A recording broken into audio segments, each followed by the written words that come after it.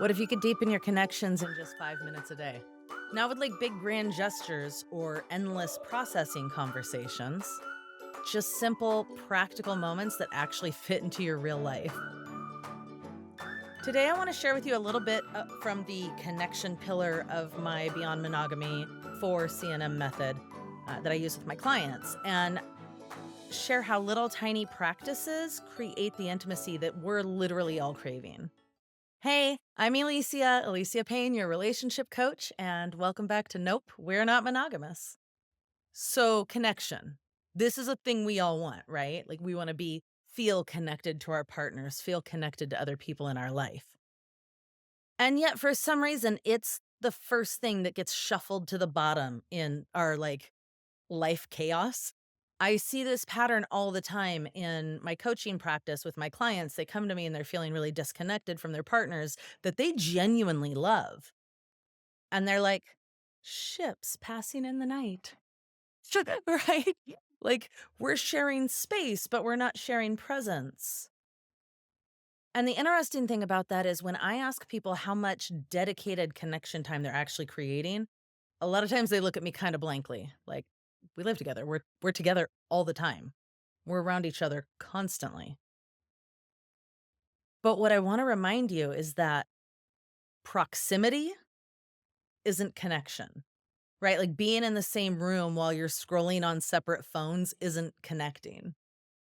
Hell, even having sex regularly isn't necessarily connecting, right? It's not necessarily a deep connection if that's on autopilot. And our society tends to tell us that like real connection requires big grand gestures or expensive dates or hours long heart to hearts. But I'm going to call some BS on that. Okay. Today, I'm going to give you 5 simple connection practices from my 4CNM method. And each of these practices only takes 5 minutes, but they can really radically transform your relationships. And yeah, these work whether you have one partner or 5 partners. Like the principles of human connection remain the same, regardless of who you're connecting with. Okay, before we dive in, let's talk about something that a lot of relationship experts usually ignore. It's that connection matters across your entire relationship landscape. It's not just with a primary partners or with anchored partners. It's not just in relationships that are on the trajectory to forever. It's not even just in romantic connections. In established relationships, connection practices can prevent that awful like drift that happens when new relationship energy pulls your attention elsewhere. Y Do you know that feeling? Right? When you're so captivated by someone new that your established partner gets the tired, distracted leftovers of you, or maybe you've been on the other side of that, getting the tired, distracted leftovers of your partner. We can do a lot better than that, okay? I promise. In new relationships, intentional connection creates a level of depth that goes beyond the, like, dopamine high that you get, and it builds something that can actually survive, that will actually continue on when the butterflies naturally calm down, because they will, I promise. Um, and here's a little nugget. Connection matters in the short-term relationships as well, and I mean, like, a couple of dates, or maybe it's a couple of hours, right? Every relationship needs and thrives on connection, and hopefully, has a good level of that. Our society loves to dismiss these connections as like just casual or not serious or, dead end. But human connection's always significant, even if it's not wrapped up in forever promises. Whether it's a casual partner you see occasionally, a comet partner who's long distance, maybe it's a relationship with a defined timeline or a defined end. Intentional presence creates meaning and respect and value out of like this precious resource that we're giving each other of our time spent. And the beauty of these practices is that they don't require years of history to be powerful, to be effective.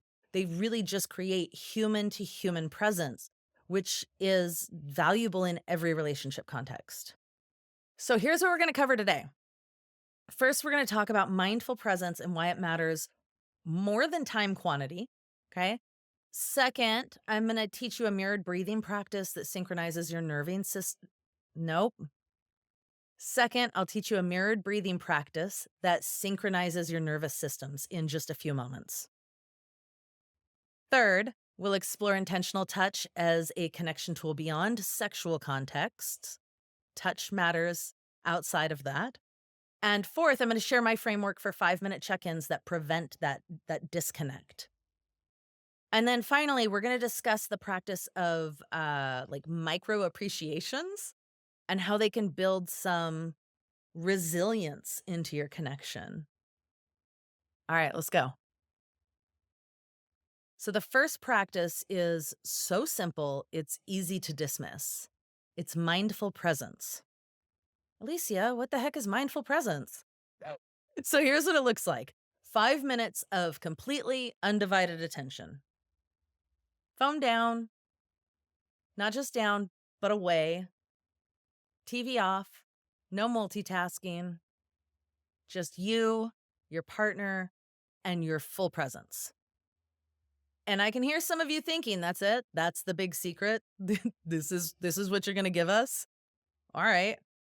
But yes, because in today's world, genuine, undivided attention is actually revolutionary, right? Let's get personal for a minute. One of my partners and I went through a weird phase where we felt weirdly disconnected despite spending tons of time together, like emotional roommates rather than lovers. And when we really looked at our patterns, we realized we'd fallen into what I would call parallel living.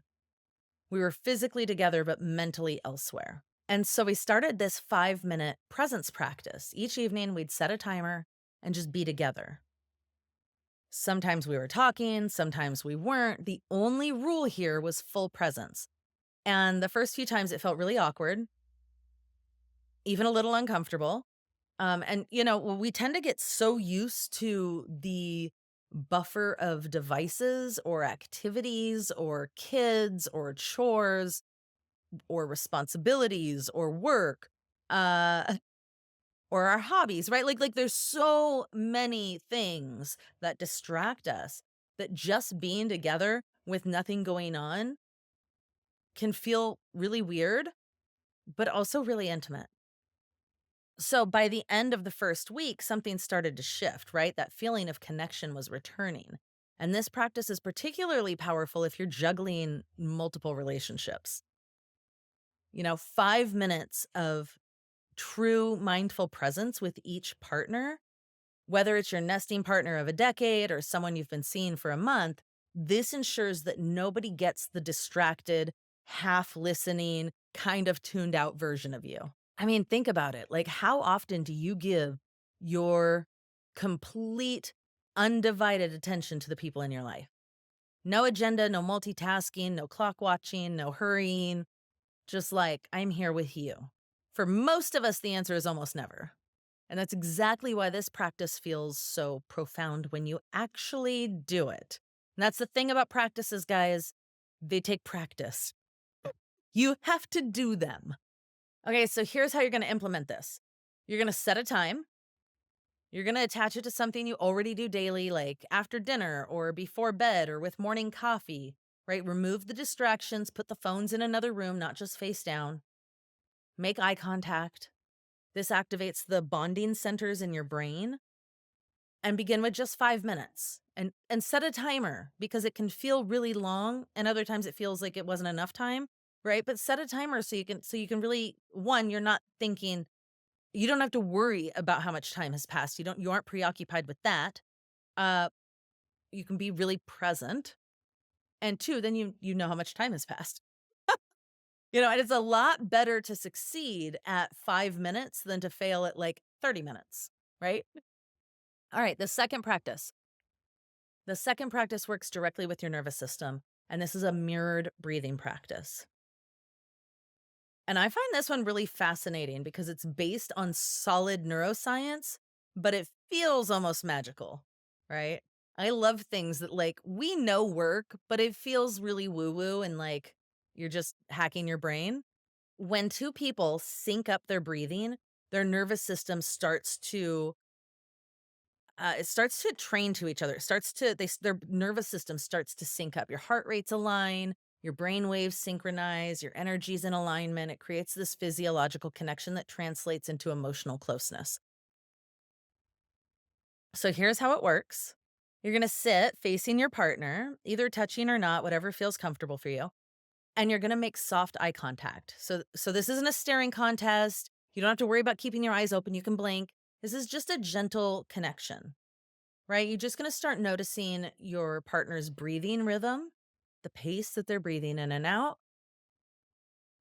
And don't try to control your breath yet. Just observe, just notice each other. And after a few moments, you're just going to start aligning your breath with theirs. You're going to inhale when they inhale, you're going to exhale when they exhale. And there's no right or wrong pattern. You're simply matching their natural rhythm. Now, the thing I would give you here is match the breathing of the person with the smallest lungs or the smallest rib cage, okay? Because a person with a very large rib cage and large lung capacity takes longer, deeper breaths, and someone who has a smaller set of lungs may not be able to match that. So go with the smaller rib cage person. Match up to that one. That's my tip for you there. You're going to continue this for 5 minutes. Again, you can set a timer. But what happens next is the remarkable part. Without discussing it, you'll likely find that your breathing actually just naturally synchronizes. One person might slow down, the other might speed up slightly until you start to find this shared rhythm. And I teach this especially to my clients who struggle with emotional regulation or who find verbal processing a challenge. It creates a sense of connection without words, without having to talk it out, and it can be really, really powerful during conflict or in a when there's been distance or you're just feeling really disconnected. In the non-monogamous context specifically, I recommend making this practice unique for each relationship that you're in, right? With one partner, you might find slow, deep breathing feels really, really right. And with another, a quicker rhythm might show up. There's no hierarchy to this, right? This is just honoring the distinct nature of each connection. One of my clients, Jamie, used this technique with their long distance partner over a video chat.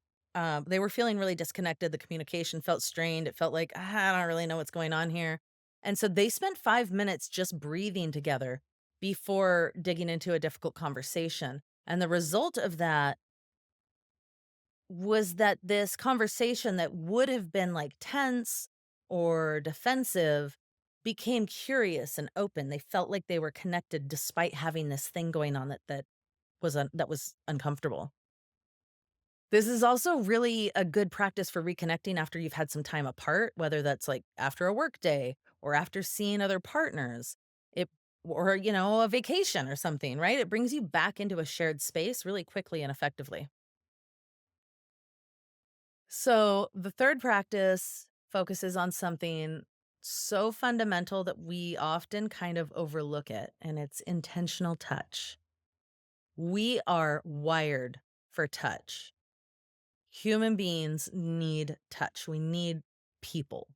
It releases oxytocin, the cuddle hormone, the love hormone. It reduces stress hormones. It creates bonding.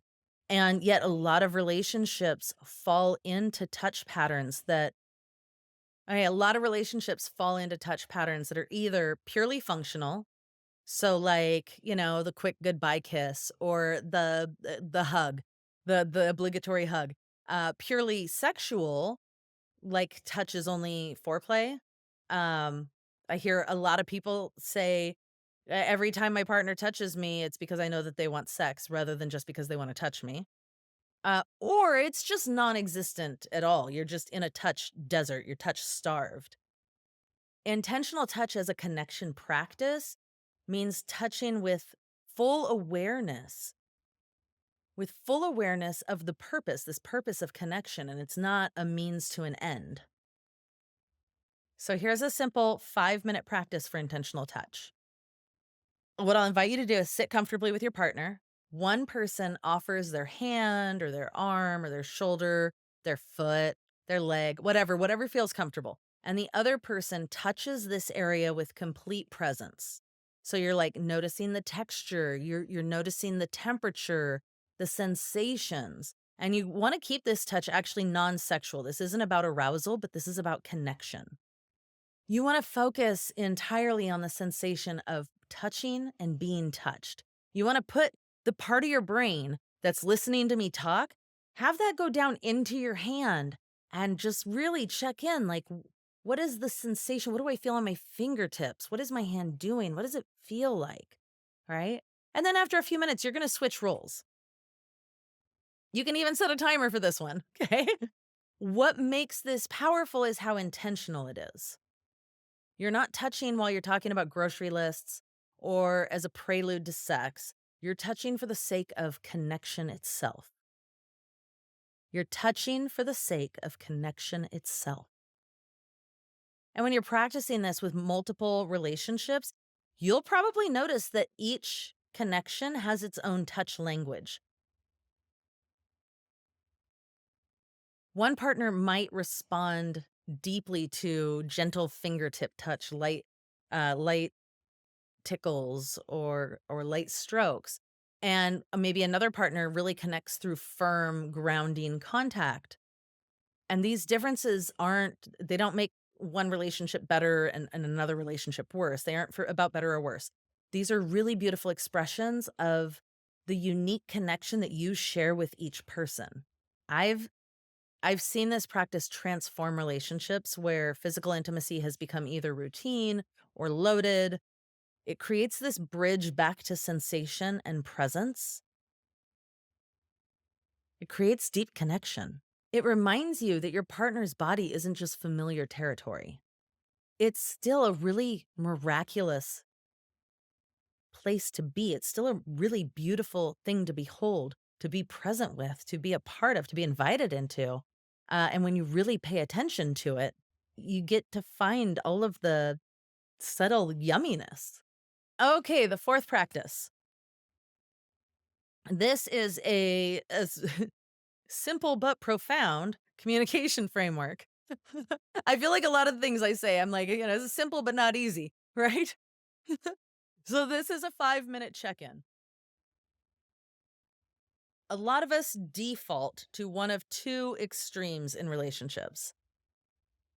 Either we are having surface level check-ins about life, logistics, right? Like, did you pay the water bill? Or you're having hours long deep dives when the problems come up, which makes us not kind of like avoid having those conversations if it's always either surface or we're spending hours processing together.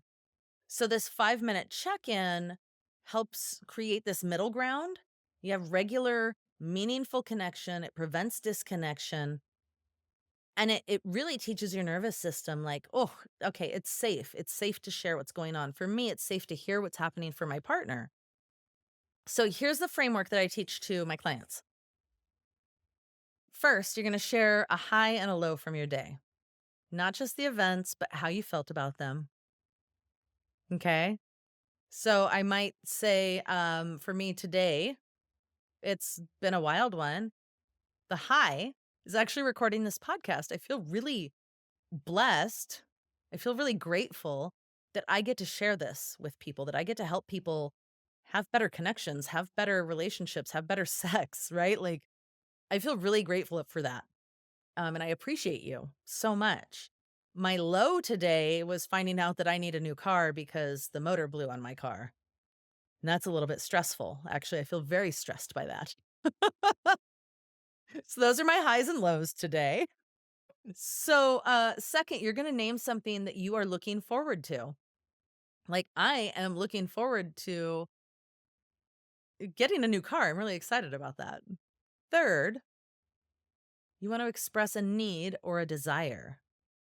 Something small that your partner can help you with or provide for you. So a thing that I'm asking my partners for is to help me figure out what to do with my old car. It's still sitting at the mechanic. We have to car shop. There's a whole bunch of pieces to that, so I'm asking my partners to help me with that. So I'm not taking it all on myself because it is really stressful. This whole exchange takes about 5 minutes if you're focused, right? Here's my high, my low, here's how I felt, here's something I'm looking forward to, here's something I need or I want, right? Gosh, I'd really love a foot rub. And then the last piece that's so important is sharing a gratitude about your partner, something you are thankful for about your partner, or something that you love about your partner, or something that feels good about your relationship, right? You got to sandwich those good things. And if you are balancing multiple relationships, this practice becomes even more essential. It prevents the like out of sight, out of mind pattern that can damage connections. It helps partners who have different levels of of being intertwined in your life, right? Whether they are very intertwined or not at all. It helps you feel like you are a part of their life and they are a part of your life. It helps to create like an even playing field even with partners that you see less frequently, like maintaining regular check-ins, whether it's in person, on the phone, over a video chat, thoughtful text exchanges, this helps you maintain continuity between your times together. The the key, the magic here, the thing that makes this effective is regularity, consistency. Daily is ideal, but consistent is more important than frequent, right? Like regularly checking in. How are you doing? How am I doing? How are we doing? You create this ongoing awareness of each other's emotional landscape, of what's happening in each other's lives. This prevents the feeling of like, I have no idea what's going on with you, because that leads to disconnection. For some people, especially I find like polyamorous, non-monogamous folks, for some people, there is this feeling of like, I don't want to be nosy. I don't want to ask a bunch of questions. Maybe it's none of my business. Or the feeling of I don't want to share too much. Like, what if that makes my partner uncomfortable? Or what if they don't like what they hear? Or I don't want to feel like I'm bragging or right. Like, there's a lot of second guessing ourselves on both sides of that. So by having a regular check in, you don't have to second guess, and you don't have to go, "Well, is it appropriate to ask this question or ask what's going on with them? Maybe it's none of my business," right? Like, you've agreed, like, we're gonna check in this way. One of my clients adapted this across her relationships by doing check-ins via, voice memo, right? Like, when in person wasn't possible or, like, lining up their time schedules wasn't possible, they could do it asynchronously. Async I don't remember how you say that word right now. They can do it at different times. And what happened for this client is they told me that they felt like it was the first time that they were really present in all of their relationships, not just the one that was right in front of them and most available. Being able to consistently check in these like little ways prevented the drift that she had happen in all of her previous relationships. And again, like 5 minutes, right? 5 minutes could save you so much disconnect and misunderstanding. All right. The final practice. This is probably the simplest yet most transformative, and it's micro appreciations. Here's how you do it. At least once a day, you want to express a specific appreciation or something about your partner, something they did. The key here is specificity, not like thanks for being awesome, but I appreciated how you listened without interrupting me when I was processing my feelings about work today. Right? A specific appreciation. Appreciation creates a few different powerful effects in your relationships. It trains your attention towards the positive. So this counteracts our brain's natural negativity bias. You know, the one I'm talking about. It creates the feeling of acknowledgement, which is one of our core human needs in relationships. We need to feel acknowledged. We need to feel heard and valued. and it creates connection resilience. So this is like a bowl of goodwill, right? A reservoir of goodwill, or like filling up the love cup, right? This helps relationships weather challenges. When you fill up that bowl or that reservoir, when it's full, your relationship can take a lot more shakiness, right? It you can lose more because there's plenty in there. So connection resilience, really, really important. And when you're practicing this, like with different partners across your whole relationship network, notice the different qualities that you appreciate out of each connection, because they're all going to be unique. Maybe you value one partner's intellectual stimulation and another's emotional intuition. And maybe you have another partner with like really playful energy that you love. When you're able to express specific appreciation for these unique parts of these relationships and of these people, it actually validates the value of that relationship without like comparison or ranking, right? Because this is one of the hard things in, especially in polyamory, right? Is how do I ensure that all of my partners feel as special as I believe that they are? And us humans are real good at not feeling good about ourselves and comparing ourselves to other people. And like, we just really kind of tend to come from our own insecurities. And so when you can find all of these unique values of your relationships and the way that you connect, it gets rid of that.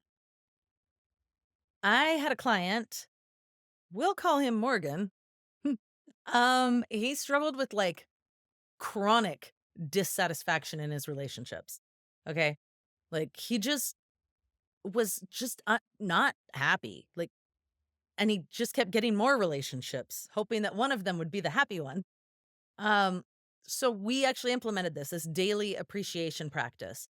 And initially he found it really hard to identify things to appreciate and to notice them in himself, right? Like not just like he liked his partners, but he couldn't fit himself into it in a way that felt satisfying for him. So this helped him retrain his perspective or his perception, the way he saw himself in his relationships. And actually, within a few weeks, he was noticing dozens of appreciation worthy moments in each of his relationships, like daily, like all the time. It's kind of like when you get a new car and all of a sudden you see that same type of car like all over the place, like everybody has that car and you had no idea. Like your brain is trained to notice it now.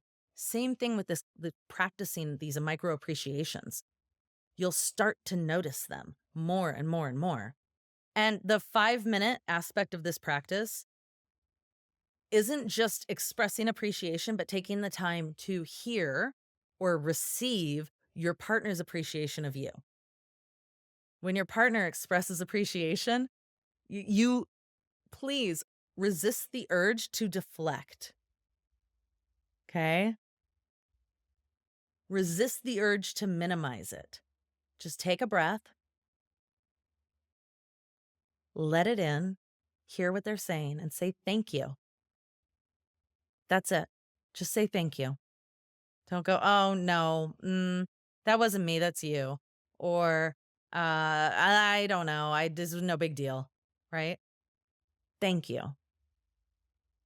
Oftentimes receiving is the harder part of this practice than the giving of the appreciation, especially for those of us who've been socialized to downplay compliments, those of us who've been socialized to make ourselves smaller and to not seem vain or expectant, right? Take a deep breath, let it in, and say thank you. Creating the ability, like the capacity to receive appreciation, is just as important as giving it. Okay, if you're thinking, great, but how do I make this happen? I got you.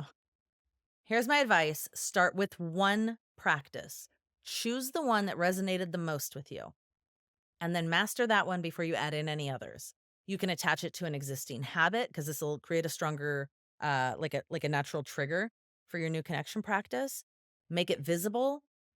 Put a reminder on your mirror, on your phone, in your car, your coffee maker, set an alarm, and then invite your partners to join you explicitly, right? You can share this episode with them and ask them which practice they'd like to try. You can keep it playful, there's no pressure. This can all be fun. The idea of non spontaneous connection throws people off sometimes, but like when you start adding in multiple people, it gets a lot harder to be spontaneous. First of all, you have to be more intentional about time. And so being intentional about the effort as well, about the what you're doing to connect with your partners, that says a lot. That alone can be the like deep part. The rest of it can just be fun. Have fun with it. It can be silly. There's no pressure. Okay? These are invitations to connect. They're not obligations. If you're worried that if you set this up, then your partner is going to be upset or you're going to be upset with them if it doesn't happen, then we have a whole other issue to talk about. That's not this episode, okay? You can come work with me. And if you got multiple people going on, maybe you need to make a connection practice inventory. Maybe you'd put on the Google Keep notes, whatever in your phone, which practices resonate for which relationship, which practices feel the most natural with each partner, which connections would benefit from more intentional presence. You don't have to create identical connection rituals across your relationships. What you do want to do is be sure that each relationship is getting nurturing in ways that honor that relationship. Okay, so the goal here isn't perfection. You just want to have like moments of genuine connection. Actually, you want to have more moments of genuine connection than you had before, right? If you manage to do this 3 times a week, that's 15 extra minutes of quality connection time. That translates to 13 hours of intentional connection yearly. That's huge. That's significant. Feeling really connected doesn't have to mean big, expensive dates or hours that you don't have, right? It's these small, consistent moments of presence, mindfulness, intentionality. Whether you're connecting with a partner of 20 years or your new relationships that have lots of possibilities, or a casual connection that brings a specific joy to your life, these 5-minute practices are going to create some meaning across your entire relationship landscape. So these were the practices we covered. We had mindful presence, mirrored breathing, intentional touch, 5-minute check ins, and micro appreciations. Each one of these takes just 5 minutes, but it creates ripples that extend far out beyond the time investment. Okay, I want to hear from you. Which of these practices resonates the most with you?